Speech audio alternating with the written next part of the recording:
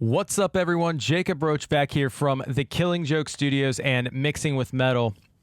Back here today, giving you guys a little tip on vocals with delays and reverbs and kind of how to use them. And the reason I'm doing this is because I actually got a question from, excuse me, I'm probably going to butcher this, Heiko or Hiko Wesh, I think is the name. And he sent me a question just asking about how I approach delays and reverbs on vocals. So I just figured I'd make a video about it. Before we jump in, I just want to, again, give a huge shout out to everyone who's subscribed to the channel, everyone who's watched the videos thus far. We're up to 100 subscribers now, which is absolutely amazing. So keep subscribing, like the videos, comment below letting me know if you guys are enjoying them, everything like that, so I can just make more of these videos. So I appreciate this. Share it around, share it to your friends, all that good stuff.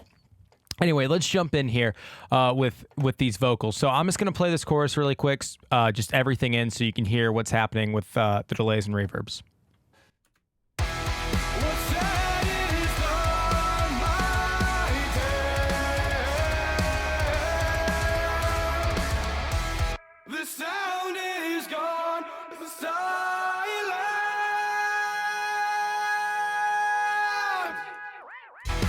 So if you heard there, yeah, I have quite a bit of delay and reverb on these vocals. I go pretty heavy-handed on clean vocals with them. I like that kind of lush, dreamy kind of delay and reverb going on my vocals. But I also like really upfront vocals. And so you kind of have to have a compromise because you want that lush kind of thing going on. But at the same time, I want they need to be upfront in a dense metal mix like this. So how do I achieve that? Well, if you come down here, you can see there's a couple ways I do. I'm going to go into what I'm actually using for my delays and reverbs in a minute. But first off, I just want to show you some routing things. So routing-wise, I have two buses here. I have a lead vocal, lead cleans, because there's screams in here as well, like most metalcore and that kind of stuff nowadays. I have lead cleans, and then I also have background cleans. Now, what's happening is my lead vocal track is feeding to this lead clean bus, and then I have another second lead clean that comes in for a different part in the song. But so I have both of those bus to lead cleans, and there are some sends on here, but there's no vocal like delay or reverb sends. There's a stem. The way my routing is set up in here, I just have it so I can print stems really easily. And so there's a send to that stem, and then this is some parallel distortion, which I will go over in a future video. So yeah, nothing's happening on those as far as delays and reverbs go. So let me just go ahead and play that first lead clean for you, just dry, so you can hear nothing's going on. What's said is done, my dear. So dry, right? I mean, they're processed. We got some compression, some limiting, some de-essing, just basic vocal things. And then on the bus, I have a little bit more. I have some EQ, some virtual channel for some saturation, and then some multi-band compression. So just normal processing on vocals, nothing too crazy there as far as effects goes. Where it really gets interesting is when you get to this background clean bus. So, excuse me. If you get to this background clean bus, you can see I've actually copied the settings over for my lead clean bus. But the only difference here is that instead of, on this I'm boosting some top, and here I'm cutting some top, and here I'm boosting some 1K, 1.1, and here I'm cutting some 1.1 just to fit them together. Just basic EQ stuff. But other than that, the settings are the exact same. But you notice I have two different sends here, which I have a Valhalla send, and then I have a vocal delay send. And so that means that my background cleans, my doubles, or triples in this case, and harmonies are the ones getting the delays and reverbs, not my lead. So just those. So let me just play those in isolation so you can hear just kind of how washy they are with all that. What's said is done, my dear.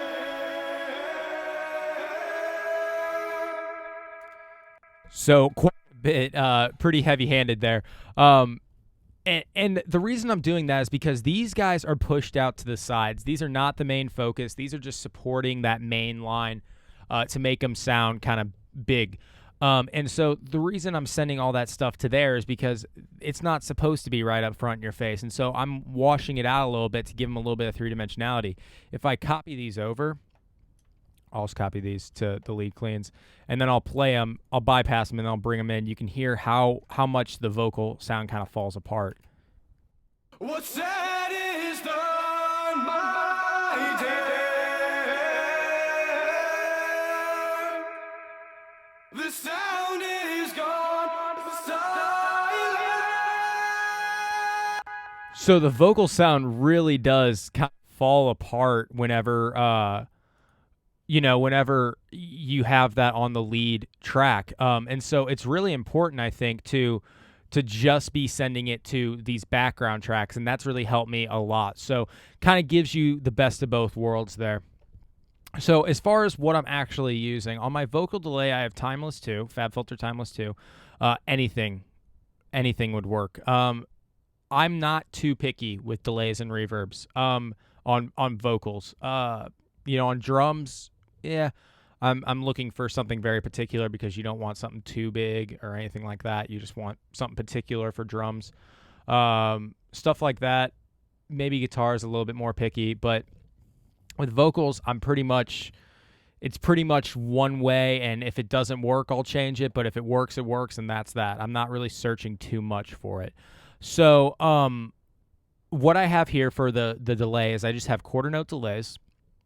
And this is a mono to stereo plugin, so I actually have these pan straight up to center. I don't want stereo delays on vocals and metal because you just got a lot of side information going on. You have the doubles and the harmonies, and you have, high gain guitars, and you have, these huge drums and all that stuff. So you just don't need anything more there. You're not really adding anything there besides mud.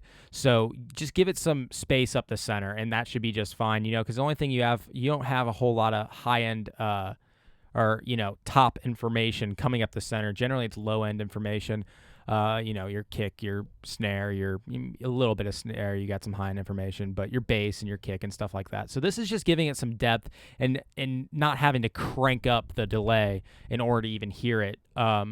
So it's just giving it a little bit more. So let me just kind of play that with the. I'll take it out and then I'll bring it back in. What's said is done, my dear.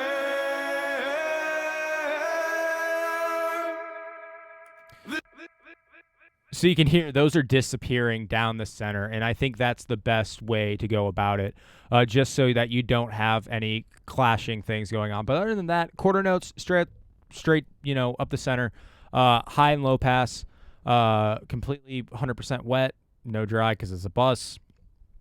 That's about it. Feedback to taste. This is just the default feedback that was loaded up with Timeless. I didn't even mess with it. So yeah, filters, don't even worry about it. They're serial. That's fine. So whatever works. You can use a simple delay plugin. I'm just looking for quarter note delays straight up the center with the highs and lows rolled off. That's about it. And then feedback to taste. And so that's generally my vocal delay. That's what I'll go to most of the time. Generally, I don't do stereo stuff unless I'm looking for an effect or something like that. For just general vocal delay, that's it. So as far as reverb goes, I'm using Valhalla Vintage Verb. Now, Vintage Verb is awesome. And let me show you what's happening here. I'll bypass it and then I'll bring it back in. All right, guys, sorry about that. Back again here. I had a little bit of an interruption, so I'm just I'm going to run through this one more time for you. So again, let me go ahead and just play these vocals for you, bringing the reverb in and out, just to show you what it's doing. What's said is done, my dear.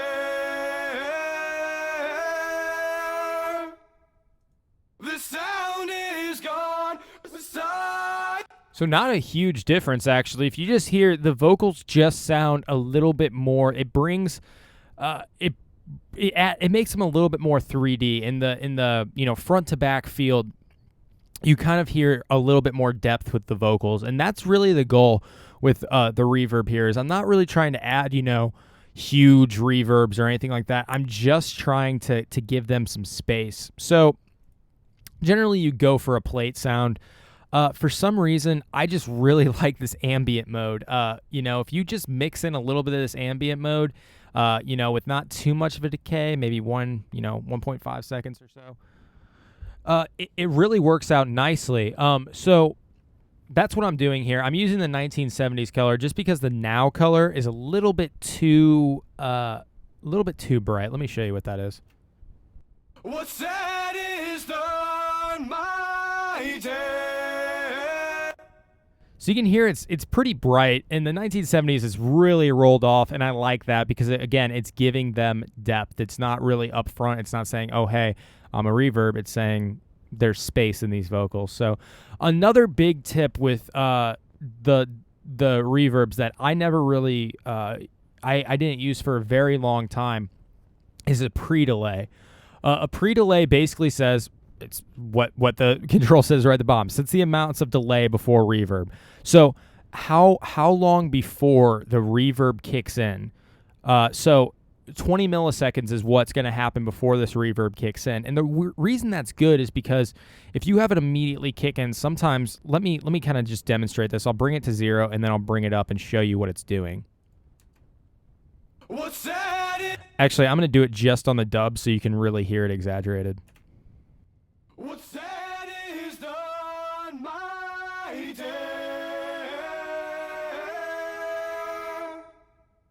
The sound is gone, silent. So yeah, it's. Let me go and just punch in 20 here. Awesome. So what it's doing is it's setting that pre-delay before the reverb kicks in, and that's really important to giving a little bit more space for your stuff to breathe before that reverb kicks in and washes it out. Reverb is something that's you have to be, especially in a metal mix, you have to be very careful with, and you have to treat delicately. Now, I'm not doing a lot of processing. A lot of guys do crazy processing after their delays and reverbs. I'm really not. With something like something like Valhalla, you have so many options in here already. You should be able to get a pretty good sound out of here, and that's it. I think you should focus more on things like pre-delay, things on, the type of delay like pre-delay, the type of reverb you're using, the EQ for it. In this case, didn't need any because this color already adds a lot. And so, that's the kind of stuff you should be focusing on. And then if you have problems later, if you need to EQ further, go ahead and throw up an EQ and cut out whatever you need to cut out. But other than that, really try and sit with the plugin and work with the pre-delay and stuff like that. Don't immediately jump to another plugin because you may be trying to fix a problem that is fixed with something else. Excuse my Facebook notification there. So yeah, let me bypass both of these, and then I'll bring them in just for one final test. And we'll do that in the mix. I had these in Soul. Let's go ahead and do that in the mix so you can see what they're doing actually in context. What's that is done, my day. The sound is gone, silent.